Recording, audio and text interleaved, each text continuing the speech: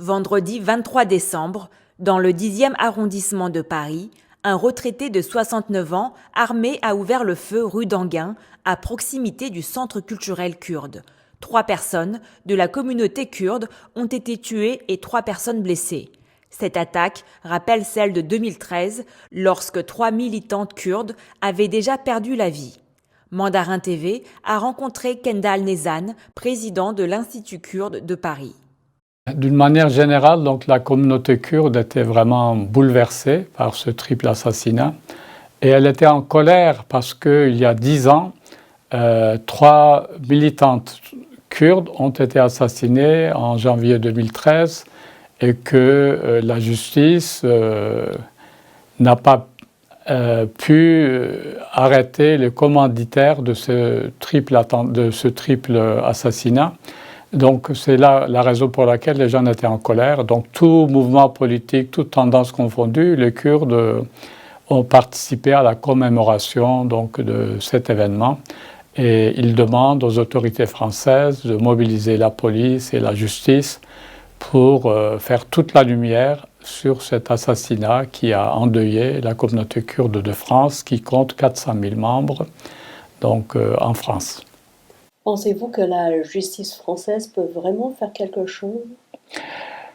Il y a 10 ans, elle a pu arrêter le principal tueur, elle a pu identifier que les services de renseignement turcs étaient en contact avec ce tueur, mais elle n'a pas pu aller au-delà parce que la Turquie a refusé de répondre à ce qu'on appelle des commissions rogatoires internationales.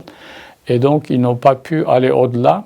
Et quelques jours avant le procès, le tueur est mort d'un cancer de cerveau. Alors cette fois-ci, la police est mobilisée. L'assaillant ou le tueur a été arrêté, par les Kurdes d'ailleurs, dans un salon de coiffure. Il avait sur lui un pistolet Colt 45 avec une cinquantaine de cartouches, c'est-à-dire il avait de quoi commettre tout un massacre. Et heureusement, 2 Kurdes courageux l'ont maîtrisé, l'ont arrêté dans ce salon de coiffure. Maintenant, en ce qui concerne les Kurdes, ils veulent savoir qui est derrière ce personnage, parce que c'est un attentat très curieux. Il se dit raciste, mais les racistes, en général, s'attaquent à des cibles bien précises, c'est-à-dire les mosquées musulmanes, parfois aux synagogues juives, parfois aux cibles noires. Jamais il y a eu un acte raciste important contre la communauté kurde jusqu'à maintenant. Et ils ont ciblé une association qui est le siège officieux du Parti des travailleurs du Kurdistan et qui est en lutte contre la Turquie, mais qui surtout mène un combat important contre Daesh.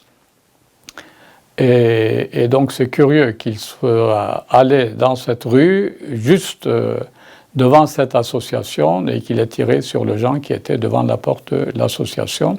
Donc nous pensons que c'est un attentat à caractère terroriste et dont les commanditaires doivent être identifiés.